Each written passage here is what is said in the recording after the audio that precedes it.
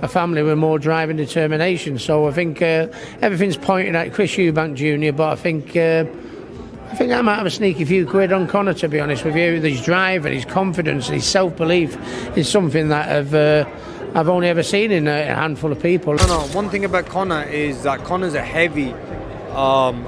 He's like a heavy welterweight. You know what I mean? He's quite big. Fills into the weight quite well. I think that'll be an amazing fight. Just a victory. During the stoppage. I'll be gunning for the stoppage. No doubt. As I always do every single fight. Conor Benn's upcoming clash with Chris Eubank Jr. carries the weight of one of boxing's most storied family rivalries, but several of the sport's most respected voices insist that Benn's blend of ferocity, speed, power, and unrelenting pressure will culminate in a decisive destruction of Eubank Jr. His conviction is rooted in the hunger born from a stalled career and personal injustice, the mentorship of his father Nigel Benn, and the ringing endorsements of legends such as Ricky Hatton, Tony Bellew, Liam Smith, and Adam Azim. Beyond raw physicality, Benn's tactical acumen in close quarters, psychological edge aided by a grudging respect, and even a contractual tweak favoring his inside game combine to create a formula that insiders believe will overwhelm Eubank Jr. early and force a stoppage well before the final bell. Conor Benn's journey back to the ring has been fraught with adversity, including a high-profile suspension following positive tests for clomiphene that led to the collapse of his original showdown in October 2022 and sidelined him until November 2024. The experience of public scrutiny, legal battles, and personal resolve sharpened Benn's focus and solidified his belief that he must make an emphatic statement upon his return. Far from diminishing his confidence, the ordeal only stoked the fire, instilling in him a mindset of redemption that few opponents possess. In the days leading up to the fight, Benn has spoken openly of feeling reborn in the gym, channeling frustration and disappointment into a relentlessness that threatens to engulf any foe who underestimates him.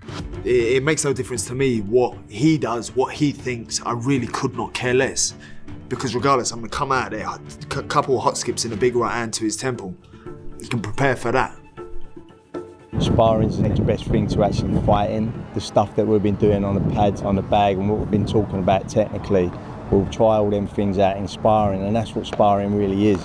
Nigel Benn, a former world champion and one half of the original Benn versus Eubank rivalry, has unequivocally declared that his son is not merely seeking victory but intends to destroy Chris Eubank Jr. Speaking to Vision 4 Sport in February 2025, Nigel Benn emphasized that Conor is on a mission and that you're going to see a powerful destroyer in that ring. His assurance stems from intimate knowledge of his son's capabilities, honed through childhood immersion in elite boxing environments and rigorous sparring sessions that mirrored professional wars. Nigel's confidence transcends mere paternal pride. It shows a deep conviction that Benn's combination of aggression, technical growth, and sheer willpower constitutes a weapon that will dismantle Eubank Jr.'s defenses. Ricky Hatton, one of Britain's most beloved fighters, has similarly championed Benn's chances, pointing to his superior speed, drive, and freshness as critical advantages. Hatton and fellow commentator Adam Azim have noted that Eubank Jr. enters on short rest after a January 2025 tune-up,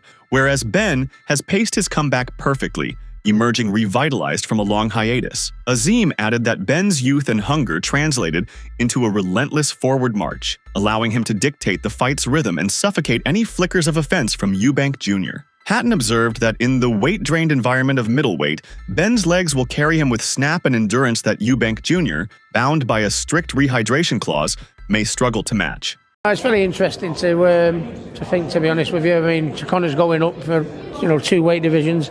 He's not fought anyone like the people that Eubank Jr. has fought, at his own weight, let alone 2 weights above. So it'll be very interesting. But Conor has a huge self-belief and drive, to be honest with you. A drive like his dad, the Benn family. I've never seen a family with more drive and determination. So I think everything's pointing at Chris Eubank Jr. But I think I might have a sneaky few quid on Conor, to be honest with you. His drive and his confidence and his self-belief is something that I've only ever seen in a handful of people, and he's going to need that, and I think that might be enough against Eubank. Tony Bellew, a modern great whose insight into big event dynamics is unparalleled, forecast a scenario in which Benn dominates the early rounds before Eubank Jr. can leverage his size. Speaking on TalkSport, Bellew asserted that the first 6 rounds will belong to Conor Benn, He will not be able to keep Conor Benn off for 6 rounds. Bellew's analysis hinges on Benn's ability to close distance swiftly, unleash compact combinations, and maintain crushing pressure, thus nullifying Eubank Jr.'s lateral movement and technical counterpunching. While Bellew concedes that size might become a factor in the later rounds, he stresses that if Benn capitalizes fully before the midpoint, the fight will be effectively over, as Eubank Jr. will be too battered and demoralized to mount a comeback. Liam Smith, the only man ever to halt Eubank Jr. professionally, has laid out the blueprint by which Benn can replicate that feat. Smith's upset stoppage in January 2023 hinged on exploiting Eubank Jr.'s occasional lapses in defense and his tendency to drop his guard when under sustained assault. He advises Benn to employ the same inside fighting intensity that allowed him to land the fight-turning punches, warning Eubank Jr. will struggle to recover if assailed by volley after volley in close quarters. Smith praises Benn's improved technical proficiency, noting that the younger fighter has sharpened his jabbing, honed his combinations, and become adept at cutting off the ring, all of which will be vital in recreating the conditions that facilitated Smith's knockout. I think Eubank beats him on points. Eubank Benn, what do you think happens? You know what, I'm a little bit torn at the minute, but I'll stick with what I've always said. I think Eubank beats him on points, but I won't be surprised if Conor wins. I think Eubank is firmly on the slide, and I know I get stick for saying that. I also think 160 is hitting him now. He's starting to mention it a few times, so that's why I bring Conor into it a little bit more. But like I said before, that being said, if Conor flattens Chris, I won't be surprised. I won't be like, wow, Conor's just knocked Chris out. And if Chris was the same to Conor, I won't be surprised, because Conor's been down, many times before off journeyman, lesser punches than Chris. So I won't be surprised with the outcome, but I do think it's a closer fight this time round. Conor Benn's tactical framework is further reinforced by a granted request to fight in a reduced-sized 18-foot ring, a concession designed to amplify engagement and curtail long-range maneuvering. Promoter Eddie Hearn confirmed that this unconventional stipulation emerged from Benn's team and was approved specifically to favor a high-octane, pressure-driven contest. The smaller canvas virtually guarantees frequent infighting and limits Eubank Jr.'s ability to reset after absorbing punishment, thereby catalyzing Benn's preferred strategy of sustained assault. This ring modification, almost unprecedented at this level of boxing, underscores the expectation among insiders that the bout will unfold as a grueling, non-stop war rather than a tactical chess match. Power statistics show Benn's capacity for destruction. As an undefeated professional, he boasts a 23-0 record with 14 stoppages, reflecting a 2/3 knockout rate that dwarfs Eubank Jr.'s 25 KOs in 34 victories. Such figures, while only one facet of analysis, reveal an underpinning reality. Benn's punches carry genuine stoppage intent, and his track record indicates he can end fights abruptly when his offense connects cleanly. Observers also point to Benn's ability to accumulate damage via volume punching, creating cumulative effects that sap an opponent's resilience faster than isolated power shots alone. Obviously, this fight is a different fight mentally for him because there's a lot on the line with pride. The sort of fights they had, there was never that third fight, and it's a blessing that the Suns get to finish it off. Definitely fight for the family name, for sure. You know, putting the Benn name back where it belongs.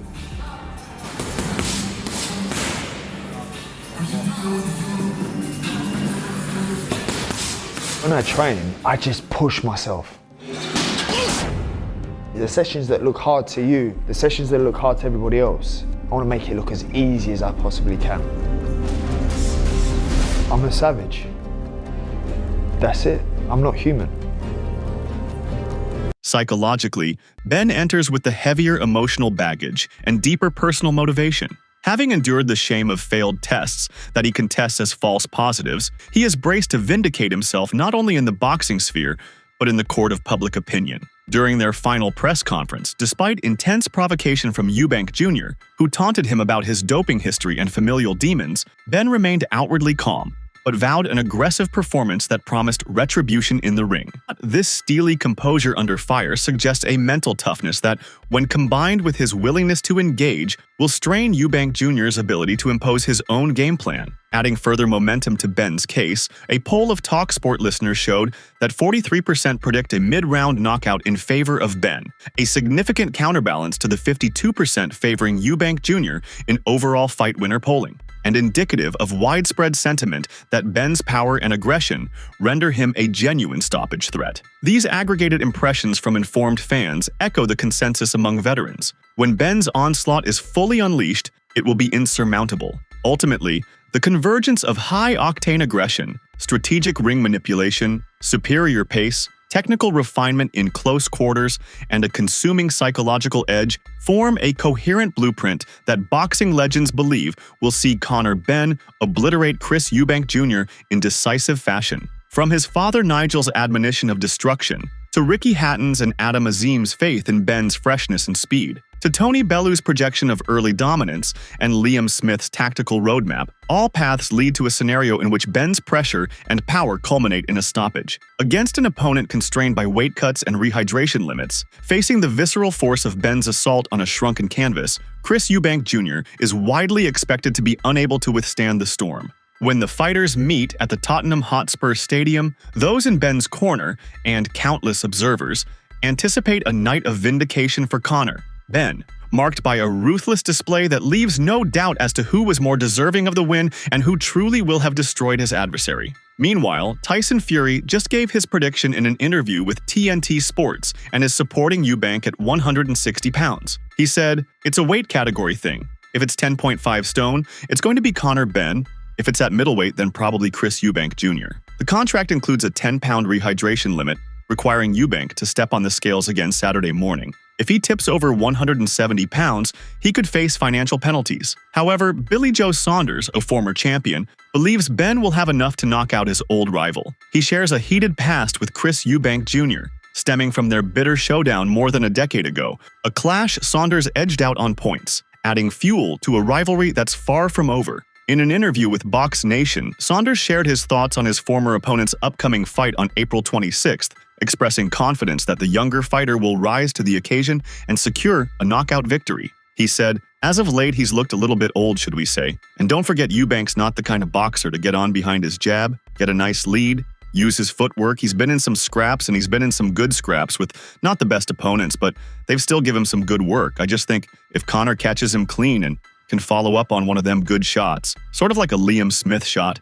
I think Conor Benn knocks him out." Derek Chisora is sure to be among the massive crowd when Eubank Jr. and Benn finally resolve their rivalry that has been simmering for more than 2 years. There are differing views on which man will win, and Del Boy refrained from picking a winner in an interview with TalkSport. He acknowledged, though, that he thinks the person who loses will leave in an ambulance. He said, "I love both fighters, so I'm not going to say who's going to win, because I believe the loser will leave in an ambulance. I just want them to come out healthy and safe." Throughout most of his career, the Destroyer has fought as a welterweight, but now he's moving up 2 weight classes to challenge Eubank at middleweight. Many experts speculate that the significant size difference could play a crucial role in determining the outcome. Nonetheless, a 10-pound limit for rehydration the following day is in place, which should, in principle, benefit the naturally smaller man. A 2-way rematch provision is also included in the deal, so there's a good potential that fight fans will see the 2 family rivals again later this year. However, for the time being, all roads lead to Tottenham Hotspur Stadium on April 26th, where one of the most significant matches in British history will take place. Meanwhile, former world champion Joe Calzaghe will be among those watching. He famously claimed his first world title with a unanimous decision victory over Chris Eubank Sr. in October 1997. Calzaghe went on to hold the world championship for over a decade, making 21 successful title defenses along the way. In his prediction for the fight this Saturday, Calzaghe told TalkSport Boxing that he was leaning slightly in favor of Eubank Jr. Calzaghe said, "Yeah, I think it's a tough one to call. Talent-wise, I think they're on the same sort of level, but normally size wins fights. So I sort of edge with Eubank as he's the bigger guy naturally. However, Eubank is the one in danger in Saturday night's mixed weight war with Conor Benn, as per former opponent George Groves. In 2018, the 37-year-old successfully defended his WBA super middleweight title by defeating Eubank Jr. by a thrilling points margin. The Saint understands the torment Eubank Jr. is enduring, stripping his 5'11" in body down to just 11 Saint 6 pound 7 years later at 35 years old. In contrast, Benn hasn't fought at his original welterweight limit of 10 Saint 7 pound since 2022, with his last 2 victories coming at the super welterweight limit of 11 state. In order to reach the 160-pound restriction, Chris Eubank Sr. informed Sunsport this week that his son would need to melt and dehydrate 20 pounds. Ben, however, can gain 6 pounds of muscle for the match at Tottenham Hotspur Stadium. Groves, now training and managing rising cruiserweight Lucas Rohrig, said, "Taking off a few pounds is hard. It'll be hard for him. You can see it's hard for him. This is at middleweight, and there is nothing wrong with that. Conor is a middleweight now. He will never touch welterweight again. Conor had 2 fights at 154 pounds and is now at middleweight." He added, "People don't tend to get hurt when they move up in weight. It's when you are cutting weight and dehydrating that you are more likely to get hurt. If you are dehydrated in camp and sparring and getting caught, you get hurt." So the danger is for Chris Eubank Jr. The sole blemish on Eubank Jr.'s record is a devastating stoppage defeat to Liam Smith in January 2023. It remains the only time the iron-chinned fighter has been halted, but he exacted revenge in stunning fashion just 7 months later. Groves cleverly highlights that just 3 months before, Eubank Jr. had pushed himself to make the 157 pounds catchweight for the original Benn fight, leaving him looking severely depleted. He said, "When Chris went down to fight at 157 pounds, after he had boxed mostly at 168 pounds, that was a step too far. That was forcing a square peg in a round hole. He couldn't beat me at 168 pounds and went down. And when he went down to middleweight and lost to Liam Smith, I thought it was the weight cut that did him." So far, the pre-fight media events have been successful. A lot of the way through, it was humorous in places, quite deep in other places as well, when Eubank was talking about his late brother and Raheem, the young son that he left behind. I have to say, very strong start by our ring comrade Rick Reno. He kind of set a hot pace there, didn't he? Came out of the blocks absolutely knees pumping there, Reno. He really did, and everybody else had to follow him. I was thinking, this is a Hagler. This can't go past 3 rounds. But it was good, Sonny, wasn't it? You know, there was plenty in there. Because with boxing's a really serious sport. We know what can happen in there. It's too serious to be too serious all the time. And that was an enjoyable press conference. 100%. And it's crazy to me that we're talking about Reno. Someone that started a boxing website has now got a job somewhere else and is coming on giving the biggest promoters in the world stick. It blows my mind. And whoever did pay him and encourage him to say that, there's probably 10,000 people in boxing that do a 10,000 times job.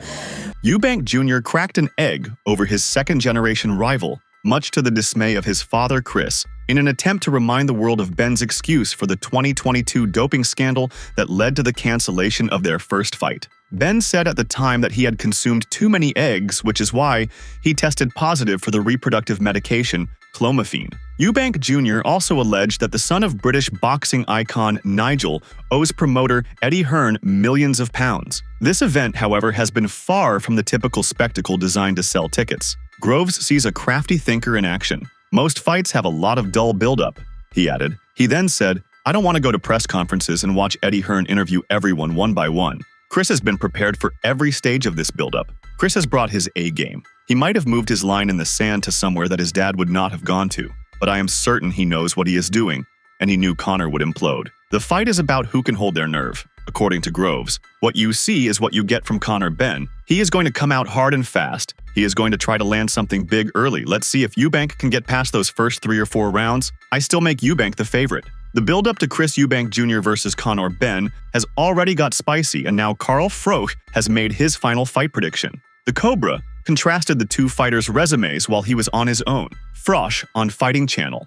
Froch said that when considering all the variables, such as who had done what, who was the bigger and stronger man, and who had the experience at world level, Chris Eubank Jr. stood out. He noted that Eubank had fought the likes of Groves and Saunders, had beaten Arthur Abraham and James DeGale, a former world champion, and had consistently proven himself at a higher weight and at world level. In contrast, Froch remarked that Conor Benn had done nothing of note. Although Benn had knocked out Chris Algieri and looked good doing it, Froch emphasized that Algieri was well past his best. Froch concluded by saying that if he had to pick an immediate favorite in the fight, he would go with Chris Eubank Jr. Who's done what and who's the bigger, stronger man and who's got the experience at world level? You're gonna have to say Chris Eubank Jr. He's fought Groves, he's fought Billy Joe Saunders, he's been in there and beat Arthur Abraham, James DeGale, former IBF super middleweight world champion. He beat him. So he's performed at a better level and proven that at a higher weight he kind of belongs around the world sort of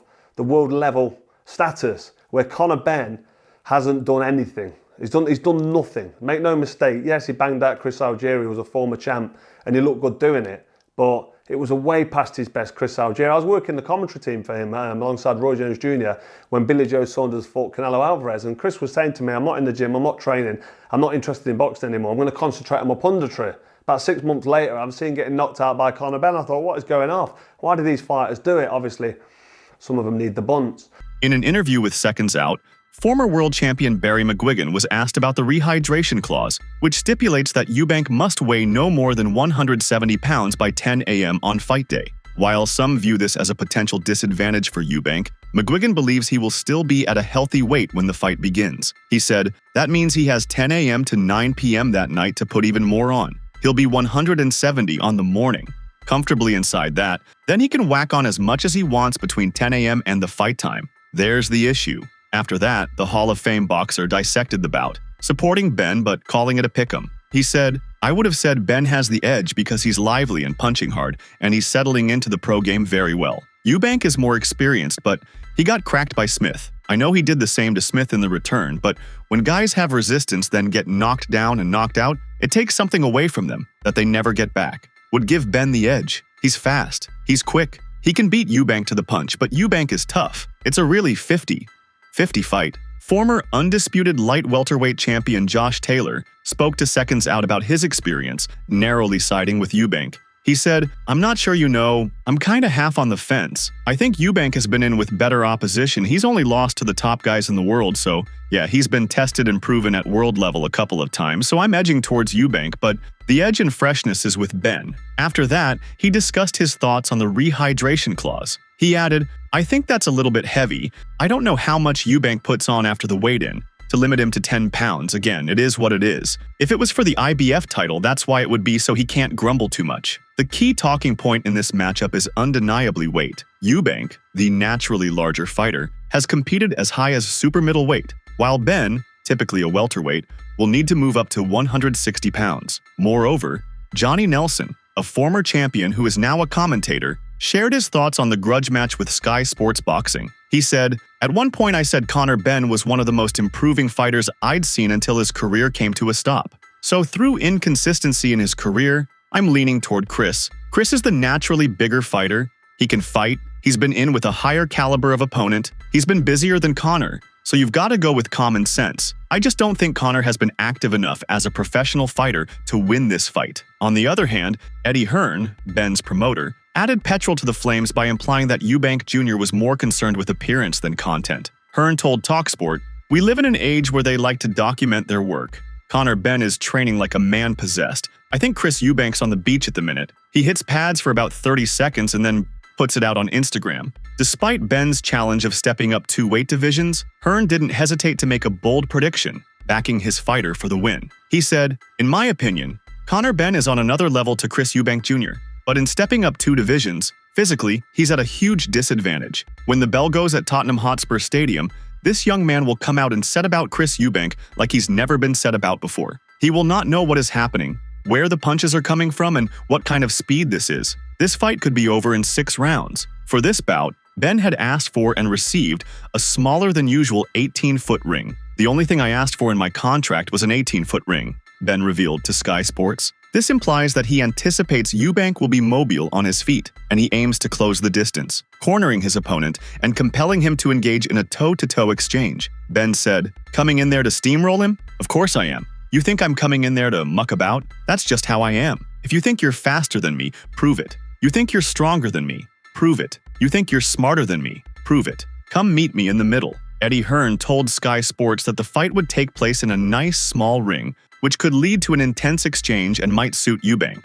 He suggested that Eubank might choose to stand his ground and engage in a shootout. Hearn pointed out that Conor could box well, highlighting his impressive footwork and movement. He explained that Conor didn't simply come forward and believed it was Conor's movement, his ability to dip, come in quickly and create awkward angles. That could trouble Eubank. Hearn described the scenario of being trapped against the ropes and overwhelmed by Conor's speed as particularly difficult to handle. Hearn added, there are very few fighters that are as sharp as Conor Benn early in a fight like that. Conor tries to end the fight in the first round, that's why he's so exciting. Eubank is not one of those fighters that starts fast out of the gate. Look at the Liam Smith fight. It's a cracking example. If he decides to stand and trade, it's all over in 3 rounds one way or the other. It will be the British Hagler Hearns. That's what it'll be. On Wednesday, Conor Benn and Chris Eubank Jr. finished their public workouts. Both showcased their pad work, but neither gave away much ahead of Saturday's fight. Ben still appeared agile as he closed in on trainer Tony Sims, smoothly shifting his upper body from side to side while delivering punches, with his padman leaning back against the ropes. You know, putting the Ben name back where it belongs.